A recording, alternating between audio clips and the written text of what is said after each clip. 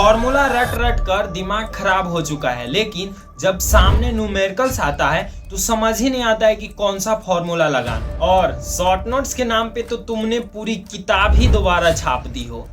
अगर तुम Bihar board class 12th के स्टूडेंट हो और तुम 2027 में एग्जाम देने वाले हो और तुम्हें लगता है कि फिजिक्स में 70 में 70 मार्क्स लाना सिर्फ एक्स्ट्रा ऑर्डिनरी टॉपर्स का काम है, तो तुम एक बहुत बड़े झूठ में जी रहे हो। क्योंकि आज मैं तुम्हें ऐसा रोड मैप बताऊंगा जिससे तुम्हें फिजिक्स को रटना नहीं पड़ेगा, डेरिवेशन को रटना नहीं पड़ेगा, सीधे दिमाग में छप जाएगा और तुम खुद से उसे समझ करके अपने लैंग्वेज में लिखोगे। आज मैं उस सीक्रेट रोड मैप को डिकोड करने वाला हूं और आज मैं डेरिवेशन के वो 3 स्टेप रूल बताऊंगा जिससे तुम फॉलो करके किसी भी डेरिवेशन को इजीली डिराइव कर लोगे। तो आज के इस वीडियो को अंत तक देखना, क्योंकि आज मैं इस वीडियो में उन इम्पोर्टेंट पॉइंट्स के बारे में बात करने वाला हूं जो तुम्हें फिजिक्स में फुल मार्क्स दिलाने में हेल्प करेगा। तो आज का वीडियो हो सकता है कि थोड़ा लॉन्ग हो जाए, तो तुम इस वीडियो को अंत तक वॉच करना और इस वीडियो को अभी पॉज करके कमेंट में लिखो कि तुम्हें फिजिक्स में कितना मार्क्स चाहिए। सबका कमेंट पढ़ूंगा और रिप्लाई करूंगा, और कहीं भी अगर डाउट भी हो कुछ तो तुम इस कमेंट के नीचे पूछना। तो चलिए वीडियो स्टार्ट करते हैं। सबसे पहला और सबसे बड़ा सवाल कि आखिर फिजिक्स को कैसे पढ़े। मैक्सिमम स्टूडेंट का जो भी मुझसे बात करते हैं या फिर जो कमेंट में पूछते हैं वो पूछ रहे थे कि भैया फिजिक्स को कैसे पढ़े, फिजिक्स समझ नहीं आ रहा है, जो भी पढ़ते हैं वो सारा का सारा सर के ऊपर से चला जाता है, तो आखिर इसको कैसे सुधारे। क्योंकि आपको पता है कि बिहार बोर्ड में 50% क्वेश्चन ऑब्जेक्टिव से आते हैं और 50% क्वेश्चन सब्जेक्टिव से। तो इतना तो आप अंदाजा लगा सकते हैं, सिर्फ आप रट करके फिजिक्स में अच्छा मार्क्स नहीं ला सकते। फिजिक्स रटने का सब्जेक्ट नहीं है, फिजिक्स फील करने का सब्जेक्ट है। जितना आप फिजिक्स को समझिएगा आपके लिए उतना ही क्वेश्चंस कैसा भी पूछे वो आपको इजी ही लगेगा। जितना आपको कंसेप्ट क्लियरिटी होगा, जो आपने फिजिक्स में जो टॉपिक्स या फिर किसी कंसेप्ट को समझा है उसको आपको बताना है, तो इससे आपको ऑब्जेक्टिव को भी याद नहीं करना पड़ेगा और सब्जेक्टिव भी अपने मन से आप लिख सकते हैं। अभी से पहले आप फिजिक्स को जैसे रट कर पढ़ते थे, सबसे पहले उसको आप बंद करिए और जो जैसा जैसा मैं बता रहा हूं वैसा करिए, क्योंकि मैंने भी ऐसा ही किया। क्योंकि मैं फिजिक्स को रटता नहीं था, इस वजह से मुझे बहुत ही कम क्वेश्चन जो नहीं याद होता था, जो मतलब समझ में नहीं आता था अच्छे से, उनको हम भी रटते थे। लेकिन उतना जब आपको समझ लेंगे बढ़िया से ज्यादा को, तो आपको रटना नहीं पड़ेगा, आपको कंसेप्ट क्लियरिटी रहेगा। चाहे क्वेश्चन में कितना भी घुमा दे आप उसे लिख सकते हैं। और चूंकि आपको पता है कि बिहार बोर्ड में फिजिक्स और मैथ ही ऐसा सब्जेक्ट है जहां आप फुल मार्क्स स्कोर कर सकते हैं, तो आप फिजिक्स को ऐसे नहीं छोड़ सकते। आपको जो भी मैं बता रहा हूं इतना अगर आप कर लेते हैं तो डेफिनेटली आप फिजिक्स में फुल मार्क स्कोर कर लेंगे, क्योंकि मैंने भी इसी स्ट्रेटजी को फॉलो किया था। तो अब ये बताते हैं कि फिजिक्स को कैसे पढ़ना। तो आपको क्या करना है कि आप फिजिक्स के हर चैप्टर को 3 पार्ट में डिवाइड करके पढ़िए। पहला थ्योरी, दूसरा डेरिवेशन, तीसरा न्यूमेरिकल्स। तो सबसे पहले आपको जो क्लास में पढ़ाया जाता है वहां आप थ्योरी को नोट कर लीजिए अच्छे से और समझिए, और फिर आप उसी थ्योरी को घर पर आकर के जितना क्लास में 1 पेज या 2 पेज पढ़ाई हुआ है उसको आप कम से कम 2 बार लिखिए अपने से देख देख के, और एक बार देख देख के लिखिए और फिर थोड़ा बहुत जो याद हुआ है उनको आप लिखिए।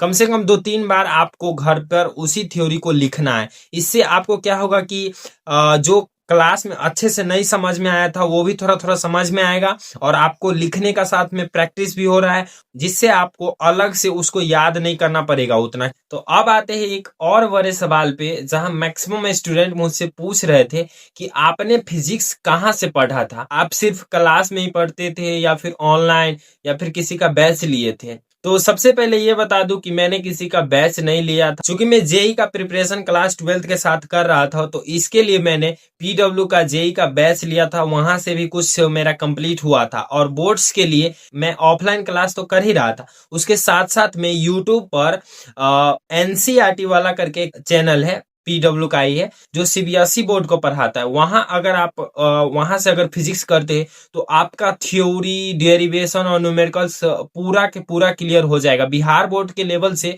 तो काफी अच्छा ही होगा, मतलब उतना अगर आप कर लेते तो फिजिक्स में कहीं पर दिक्कत नहीं होगा, क्योंकि सीबीएसई का मैंने देखा है कि बिहार बोर्ड के लेवल से तो ऊपर ही पूछता है। इसलिए आप अपना लेवल थोड़ा बिहार बोर्ड से ऊपर ही रखिए, क्योंकि जब अगर कभी बिहार बोर्ड में क्वेश्चंस का लेवल थोड़ा ऊपर भी आए तो आप इजीली उसको कर पाए। तो आप क्या करिए कि YouTube पर एनसीईआरटी वाला का जो चैनल है वहां से आप फिजिक्स पढ़ सकते हैं। तो अब नेक्स्ट पॉइंट है डेरिवेशन। फिजिक्स में अधिकतर मार्क्स यहीं से आते हैं, डेरिवेशन से, क्योंकि यह श्योर शॉट होता है कि फिजिक्स में ये डेरिवेशन इंपॉर्टेंट है। तो अभी मैं उस टॉपिक पे बात नहीं करने वाला, अभी मैं बात करने वाला हूँ कि डेरिवेशन को आपको कैसे उसको समझ करके याद करके डेराइव खुद से करना है। डेरिवेशन आप जब भी करते हैं तो इसको आप 3 पार्ट्स में डिवाइड करके करिए। पहला, सबसे पहले आप उस डेरिवेशन का डायग्राम को अच्छे से समझिए कि क्या क्या हो रहा है। जब टीचर क्लास में बताते हैं तो वहां आप डायग्राम को अच्छे से ध्यान से देखिए। वहीं से 40 to 50% डेरिवेशन डायग्राम से ही कंप्लीट हो जाता है, और डायग्राम को देख करके ही बिहार बोर्ड में एग्जामिनर 2 से 3 मार्क्स देते हैं। उसके बाद आपको क्या करना है कि उस डेरिवेशन में सबसे इंपॉर्टेंट कौन सा, शुरुआत मतलब जो स्टार्टिंग हो रहा है वही उसका सबसे इंपॉर्टेंट हो रहा है कि टीचर कहाँ से मतलब उस डेरिवेशन को स्टार्ट किए। तो सबसे पहले उसको देखना है अच्छे से। फिर जब बीच बीच में जो कैलकुलेशन आता है उसको आप खुद से कैलकुलेट कर सकते हैं, तो उस कैलकुलेशन को याद करने की जरूरत नहीं है। बस आपको मेनली किस चीज को याद करना है, वो मेन पॉइंट जहां से स्टेप्स चेंज हो रहा है वो याद करना है। तो जैसे एग्जांपल के लिए आपको बता देता हूं कि मतलब सबसे पहला chapter electric charges and field का सबसे इंपॉर्टेंट डेरिवेशन है गॉस थ्योरम। तो उसको आप कैसे कर सकते हैं, चलिए उसको मैं समझाता हूँ एक फ्लो में, 3 स्टेप में डिवाइड। तो उसको मैं समझाता हूँ कि कैसे आपको 3 स्टेप में बांट करके करना है। तो सबसे पहले क्लास में जब भी आपको टीचर बताते हैं तो सबसे पहले आप उस डायग्राम को देखिए गॉस थ्योरम का। तो आप देखेंगे कि मतलब टीचर ने एक गॉसियन सरफेस ड्रॉ किया है जो किसी भी शेप का हो सकता है। फिर उसके बाद एक मतलब पॉइंट चार्ज उस गॉसियन सरफेस पे रखा है, और ऐसे ही करके आप उसको देखिए। और फिर वहां से एक इलेक्ट्रिक लाइन ड्रॉ किया है जो EA है, और एरिया उस गॉसियन सरफेस का मतलब कोई भी मतलब छोटे से जहां से इलेक्ट्रिक फील्ड पास हो रहा है छोटे से सरफेस में वहां एक DA ड्रॉ किया है। उसके बाद आप उस इंपॉर्टेंट जहां से डेरिवेशन का शुरुआत हो रहा है वही उसका थोड़ा मेन है। मैक्सिमम स्टूडेंट का यही होता है कि डेरिवेशन को वो थोड़ा समझ भी लेते हैं, लेकिन जब ही स्टार्ट करने की बारी आती है तो वो स्टार्ट ही नहीं कर पाते हैं कि एग्जाम में कहाँ से शुरुआत हो रहा है।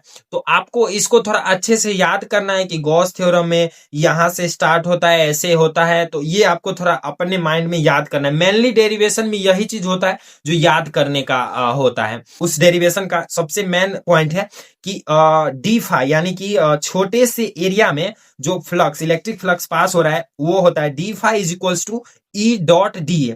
तो आपको ये मतलब फॉर्मूला हो गया, यही थोड़ा उसका मेन पॉइंट है। अब इसको आप थोड़ा मैथ्स के लिए कन्वर्ट कर लीजिए, क्योंकि डॉट प्रोडक्ट कर रहे हैं तो E.DA cos थीटा हो जाएगा। अब वहां से एंगल निकाले उस सरफेस से, और फिर आपको वही कैलकुलेशन करना है। फिर जाकर के बीच में आपको उस गॉसियन सरफेस का एरिया निकालना है, और फिर यही 2 स्टेप में ये डेरिवेशन कंप्लीट हो जाता है। पहला स्टेप E.DA लगाना है, दूसरा उस गॉसियन सरफेस का छोटा सा एरिया निकालना है, वहीं तक बस। अब उसके बाद बस सिर्फ कैलकुलेशन करना है। डेरिवेशन का मतलब मेन पॉइंट चेंज हो रहा है उतना ही याद रखिए। उसके बाद आप जो उसमें कैलकुलेशन वो खुद से करिए।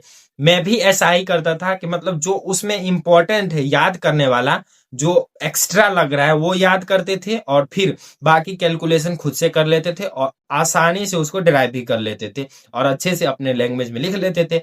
बस इतना ही करना एक डेरिवेशन के लिए।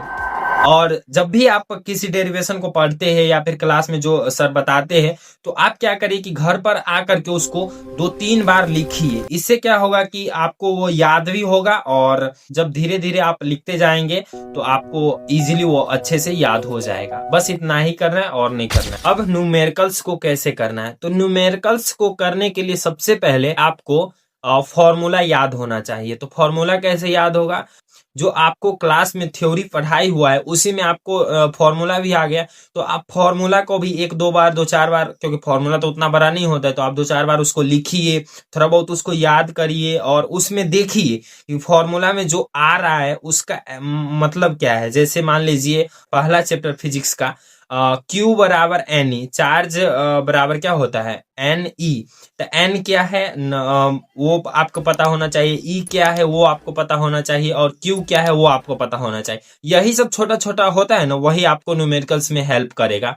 तो आपको ये इतना क्लियर हो गया, इतना ही करना है न्यूमेरिकल्स के लिए। और न्यूमेरिकल्स नहीं बनने का कारण ये नहीं है कि मतलब सिर्फ आपको फॉर्मूला नहीं याद है, हो सकता है कि आप अच्छे से थ्योरी को भी नहीं समझ पाए होंगे, जिसकी वजह से आप न्यूमेरिकल्स अच्छे से नहीं कर पा रहे हैं। तो अब आते हैं इस वीडियो के सबसे गंभीर समस्या पर कि भैया पढ़ते तो है लेकिन भूल जाते हैं, तो इसको कैसे खत्म करना है। तो सबसे पहले ये समझो कि हमारा दिमाग कोई कंप्यूटर नहीं है जिसे सिर्फ एक बार इनपुट दे दिया जाए तो उसे कभी नहीं भूलेगा। भूलना एक नेचुरल प्रोसेस है और इसे तुम एक ही तरीके से दूर कर सकते हो, रिवीजन और कंसिस्टेंसी से। देखो, अगर तुम किसी दिन 10 घंटे 12 घंटे पढ़ रहे हो लेकिन फिर अगले दिन तुम 1 घंटा भी नहीं पढ़ रहे हो, तो इससे कभी भी तुम्हें अच्छा मार्क्स नहीं आने वाला है, क्योंकि कंसिस्टेंसी और बार बार उस टॉपिक्स को रिवाइज करोगे तभी तुम एक अच्छे मार्क्स ला सकते हो। हफ्ता में 1 बार या 2 बार पिछले चैप्टर जो तुमने पढ़ लिया है उसको थोड़ा रिवाइज कर लो, या फिर कभी कभी शॉर्ट नोट जो बनाया है उनको थोड़ा देख लो, उससे थोड़ा जल्दी जल्दी में रिवाइज कर लो, जिससे तुम्हें वो उस चैप्टर का फ्लो थोड़ा याद हो जाएगा। जब तुम इस रिवीजन को 21 दिन तक और कंसिस्टेंसी के साथ पढ़ाई करना शुरू कर दोगे तो फिर 21 दिन के बाद तुम्हारा वो आदत बन जाएगा। और तुम मुझ पे बिलीव करो कि अगर तुमने सिर्फ इतना ही कंसिस्टेंसी और रिवीजन के साथ पढ़ लिया तो तुम्हें 90% मार्क्स लाने से कोई नहीं रोक सकता, क्योंकि मैंने खुद कंसिस्टेंसी और बार बार रिवाइज करके मैंने खुद 90% मार्क्स लाया हूं। तो अब आते हैं एक और सबसे बड़े सवाल पर, जिसके लिए आप लोग इस वीडियो में अभी तक रुके हुए हैं कि शॉर्ट नोट्स कैसे बनाएं। तो सबसे पहले ये जान लेते हैं कि शॉर्ट नोट्स एक्चुअल में होता क्या है। तो शॉर्ट नोट्स क्या होता है कि मतलब एग्जाम का कुछ कम समय बचा है और तुम्हें मतलब उस चैप्टर को पूरा अच्छे से रिवाइज करना है, मतलब जो भी तुमने पढ़ा है उस टॉपिक्स को कुछ ही घंटों के अंदर उसको रिवाइज करना है। तो उसके लिए ये शॉर्ट नोट्स होता है और शॉर्ट नोट्स इसके लिए काफ़ी ज़्यादा हेल्पफुल होता है, जो मतलब तुमने जो पढ़ा है उसको कम समय में सारा कंसेप्ट एंड जो भी थ्योरी जो इम्पोर्टेंट पॉइंट है उस सब को रिवाइज करने के लिए होता है। तो अब ये बता देते हैं कि इसको कैसे बनाना है। तो सबसे पहले शॉर्ट नोट्स क्या करना है कि मतलब जैसे ही चैप्टर खत्म होगा उसके बाद तुम शॉर्ट नोट्स बनाना, क्योंकि जब चैप्टर खत्म हो जाएगा तो उसके बाद तुम मतलब PYQ क्वेश्चन बैंक से लगाओगे तो उससे तुम्हें थोड़ा आइडिया भी लग जाएगा कि इम्पॉर्टेंट पॉइंट कौन कौन सा है जो मुझे लिखना चाहिए इसमें, जहाँ जहाँ से क्वेश्चन पूछा जाता है, इससे थोड़ा आइडिया भी लग जाएगा और उन्हीं चीज़ों को शॉर्ट नोट्स में लिखना है। बेसिकली यही होता है शॉर्ट नोट्स। तो अब ये बता देते हैं कि इसको लिखना कैसे है। तो मैं थोड़ा खुद से अपने से लिख करके एक दिखा देता हूँ, और जो मैंने लिखा था वो भी मैं तुमको दिखा दूंगा अभी, क्योंकि मैं पूरा तो नहीं लिख सकता, लेकिन कुछ मैं तुम्हें लाइव लिख करके दिखा देता हूँ। सबसे पहले देखो, ये मेरा क्लास नोट्स है जो क्लास के साथ पढ़ाई हुआ था। तो देख सकते हो तुम इसमें कितना गैदरिंग टाइप सब कुछ लिखा हुआ है, जो इम्पोर्टेंट नहीं भी है वो भी लिखा हुआ है। तो इसको कैसे कम करना है, इसी के लिए शॉर्ट नोट्स बनाना ज़रूरी होता है। तो चलो मैं अब तुम्हें लिख करके थोड़ा दिखाता हूँ।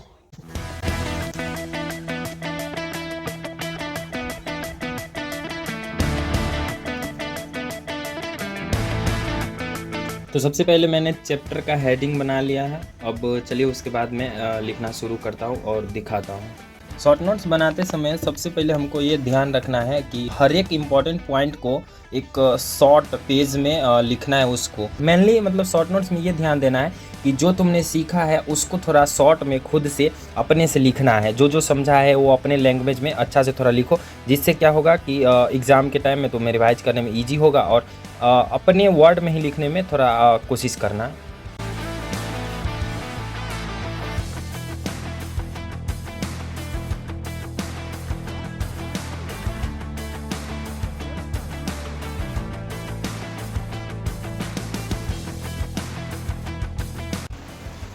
अब यहाँ हमको इस कूलॉम्स लॉ का पूरा डेफिनेशन नहीं लिखना है, क्योंकि हम थोड़ा खुद से भी डेफिनेशन बना सकते हैं, इसलिए हम शॉर्ट फॉर्म में इसको लिखने का कोशिश किए और इसको हम जितना शॉर्ट कर सकते उतना करें, और ताकि हमको याद करने में वो सिर्फ रिवाइज करने के लिए ज़रूरी है।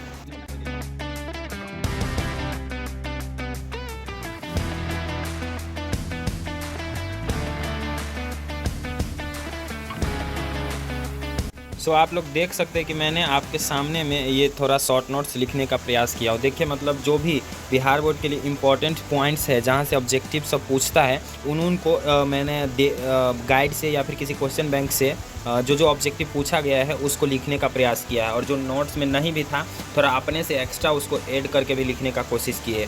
और देख सकते हो कि मैंने ऐसे बनाया, तो तुम भी ऐसा ही बनाने का कोशिश करो जिसमें तुम हर इम्पोर्टेंट पॉइंट को लिखो। ये देखो मैंने जो एग्ज़ाम से पहले बनाया था वो मेरा नोट्स है, शॉर्ट नोट, जिसमें हर इम्पोर्टेंट पॉइंट और थ्योरी को कवर करने की कोशिश किया हूँ।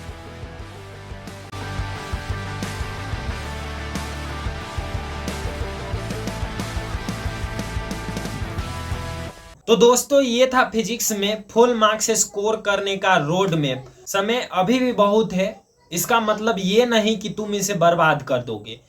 तो अभी से उठो और अपना टारगेट फिक्स करके पढ़ना शुरू कर दो, क्योंकि अब तुम्हारा बोर्ड एग्जाम नजदीक आ रहा है। तो चलिए मिलते हैं अगले वीडियो में, तब तक के लिए कीप लर्निंग एंड हसलिंग।